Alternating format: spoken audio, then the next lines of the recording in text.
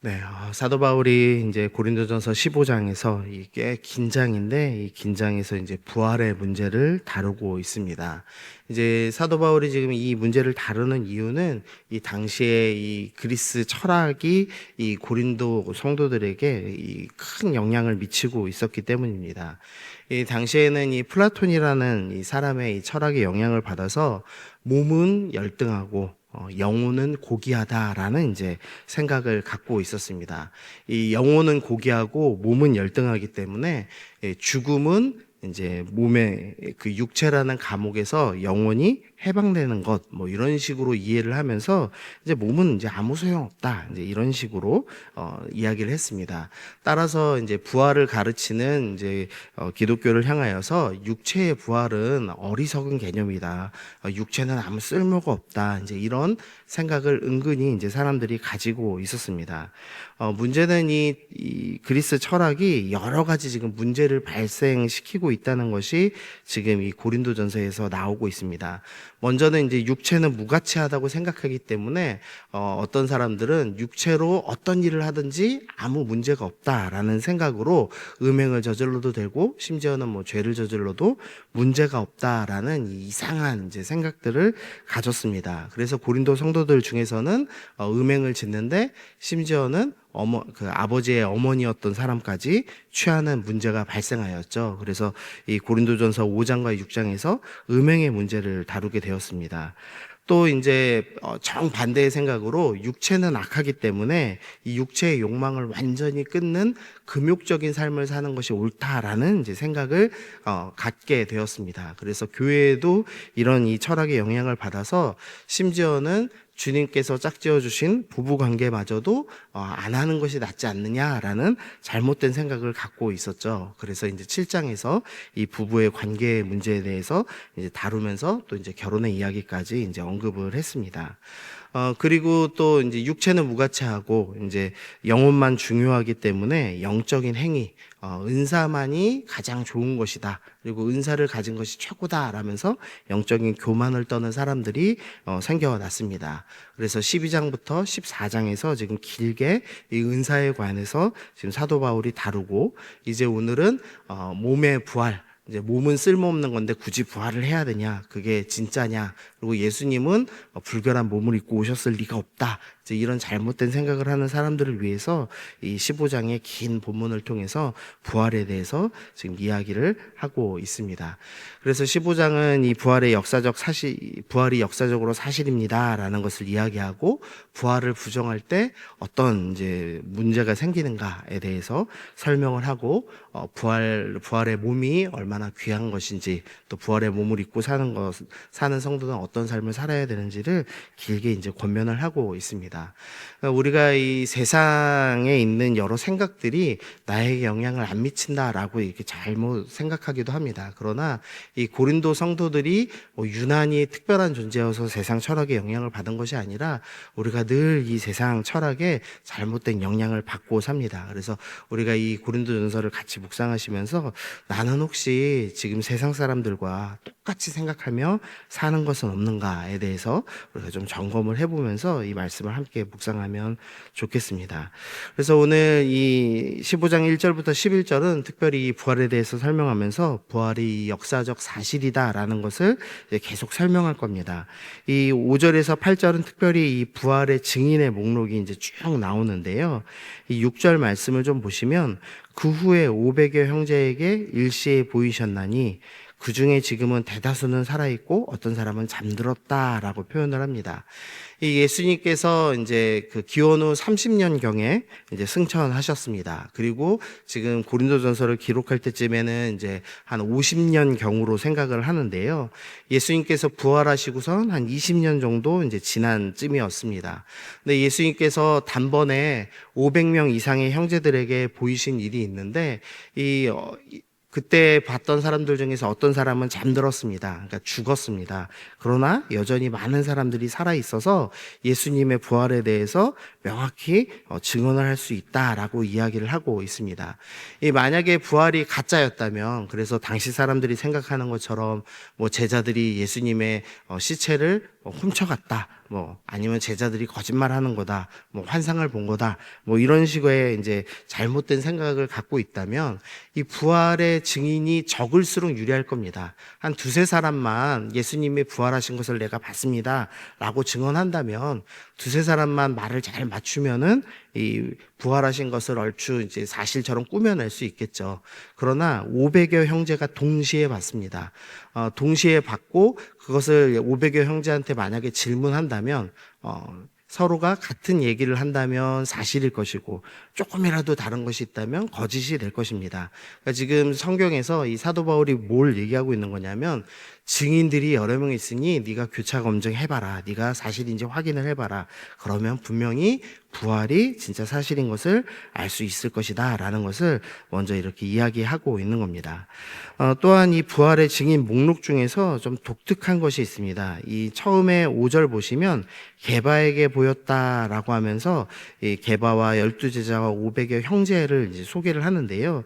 지금 여기 있는 목록은 전부 다 남자만 기록되어 있다는 사실입니다. 사실 부활은 여자들이 가장 먼저 보았죠. 이 귀신 들렸던 막달라 마리아와 여자들이 가장 먼저 예수님의 부활을 목격한 사람들입니다.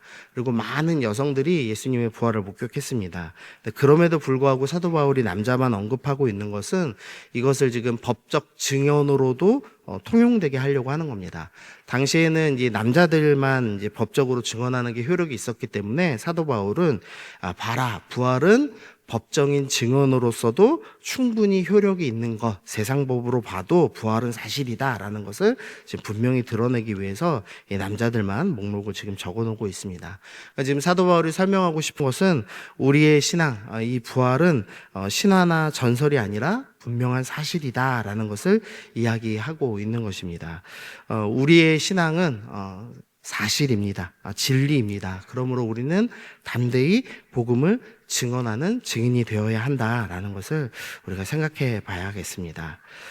그러면서 이 부활 증인의 목록 중에서요, 특별히 이제 이름이 적힌 3명이 나옵니다. 먼저는 게바, 이제 베드로가 등장하고요. 그 다음은 야고보, 이 사도 야고보, 예수님의 제자 야고보가 아니라 예수님의 동생 야고보가 등장을 하고 있습니다. 그리고 이제 오늘 본문에 나오는 이 본문을 기록하고 있는 이제 바울이 만삭되지 못한 자라는 표현으로 지금 드러나고 있는데요. 먼저 게바, 베드로를 생각해 보시면 사실 베드로는 3번이나 예수님을 부인했던 사람입니다. 그런데 주님께서 부활하시고 이 베드로를 용서하셨을 뿐 아니라 이 사람을 이 초대교회의 시작을 여는 인물로 삼으시고 무엇보다 부활의 증인으로 삼아주셨다라는 것을 확인할 수가 있습니다. 두 번째로 등장한 동생 야고보는 예수님이 사역하시는 기간 내내 예수님을 믿지 않던 사람이었습니다. 그러나 이제 예수님이 부활하신 이후에 완전히 회심하고 이 사도들이 초대교회를 이끌 수 없는 이 위기의 순간에 야고보는 교회를 이끄는 지도자가 되어서 초대교회를 잘 이끄는 리더가 되었습니다. 그는 의심 많은 사람이었고 또 이제 현실적인 사람이어서 형에게 이 예수님께 예루살렘 가서 정체해라 뭐 이런 식의 이제 권면을 하던 사람이었지만 이 부활을 통해서 완전히 회심하고 예수님을 믿게 되었습니다. 세 번째로 바울은 대적자였습니다. 이 사도 바울의 말 그대로 하나님의 교회를 박해하는 사람, 그리고 여러 사람들을 잡아가는 사람, 심지어는 스데반 집사님의 죽음까지도 관여했던 사람이었지만 예수님을 만났고 완전히 변화된 삶을 살아냈다라는 것을 보여주고 있습니다. 그래서 이 부활의 증인 목록은 배신자든 이 의심 많은 현실주의자든 또 대적자였든 부활하신 예수님을 만나면 변화가 됩니다라는 것을 보여주고 있습니다. 이 사도 바울은 10절에서 이것을 하나님의 은혜다라고 이제 표현을 합니다. 내가 나된 것은 하나님의 은혜로 된 것이다 라는 이제 표현을 하고 있습니다. 이 은혜라는 말이 참 아름다운 말입니다. 이 은혜는 하나님께서 값없이 주시는 선물이라는 뜻을 가지고 있죠. 그래서 이 하나님의 은혜를 받아서 배신자와 의심 많은 현실주의자 또 대적자가 부활의 증인으로 변화가 되었습니다 라는 말을 하는 겁니다. 동시에 이 은혜라는 말이 너무나 아름다운 말이지만 또한 생각해 볼 것은 은혜라는 말이 참 힘있는 말이라는 것입니다. 무슨 의미냐면 이 배신자, 이 현실주의자, 또 대적자라는 이 세상에서 볼 때 절대 바뀔 수 없는 사람들인데 이 사람들이 완전히 변화되는 그 놀라운 힘을 발휘하는 것이 바로 은혜다라는 것입니다. 은혜는 이 우리의 본성, 우리의 죄성을 완전히 끊어내고 오직 부활하신 예수님만을 위해서 살아가게 만드는 힘입니다. 그래서 그런 면에서 은혜는 강력한 무기다라고도 할 수 있겠습니다. 이 사도 바울은 은혜를 받아서 10절 후반부에 보시면 내가 모든 사도보다 더 많이 수고하였으나 내가 한 것이 아니요 오직 나와 함께 하신 하나님의 은혜다라는 고백을 합니다. 이 은혜라는 것이 이 배신자와 현실주의자와 이 대적자의 삶을 바꾼 수준이 아니라 내가 수고를 많이 하였으나, 즉 이 사도 바울이 나는 열심히 일했습니다 하면서 그 다음에 원래 같으면 그러니 나처럼 사십시오 하면서 뭐 나를 높이는 그런 말이 나와야 되는데 내가 한 것이 아니라 다 하나님의 은혜입니다라고 하면서 나를 높여야 되는 순간, 나를 주어로 삼아야 되는 순간에 내가 아니라 하나님을 높이는 변화가 일어났다라는 것을 보여주고 있는 겁니다. 은혜는 나의 죄성을 파괴할 뿐만 아니라 나의 삶의 주어를 내가 아니라 하나님으로 바꾸는 놀라운 힘입니다. 그래서 은혜 받은 사람은 늘 나를 높이는 것이 아니라 하나님을 높이는 삶을 살게 된다. 오직 부활의 증인의 삶을 살게 된다라는 것을 오늘 본문이 보여주고 있는 겁니다. 그래서 은혜 받은 사람이 우리가 되어야 합니다. 은혜 받은 사람은 반드시 우리의 죄성이 끊어지고 우리의 삶에서 나를 높이는 것이 아니라 하나님만을 높이는 삶, 하나님을 주어 삼아서 오직 주님만을 위하는 삶을 살아갈 수 있게 되는 것입니다. 우리 마지막으로 2절 말씀만 좀 보시면은요. 너희가 만일 내가 전한 그 말을 굳게 지키고 헛되이 믿지 아니하였으면 그로 말미암아 구원을 받으리라 라고 되어 있습니다. 이 겉핥기로 이제 헛되이 믿으면 구원을 받을 수가 없다. 구원의 은혜를 누릴 수가 없다. 지속할 수 없다라고 지금 이야기를 하고 있는 겁니다. 그래서 우리가 받은 복음, 우리가 받은 그 부활의 확실한 은혜를 내가 단단히 붙잡고 지켜야지만 그 부활의 은혜를 누릴 수가 있습니다. 구원을 누릴 수가 있습니다.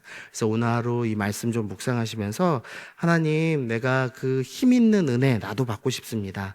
나의 죄성이 끊어지는 그 은혜를 경험하고 싶습니다. 내가 옛삶에서 완전히 돌이켜서 부활의 증인으로 변화되는 삶을 살아내고 싶습니다. 또 나를 높이는 것이 아니라 하나님을 높이는 삶, 하나님만을 주어로 삼고 사는 믿음의 삶을 사는 그런 은혜의 삶을 오늘 나도 누리게 하여 주옵소서. 우리 그렇게 기도하시면서 우리 은혜 받은 사람답게 오늘도 살아가시는 우리 모든 성도님들 되시기를 소원합니다.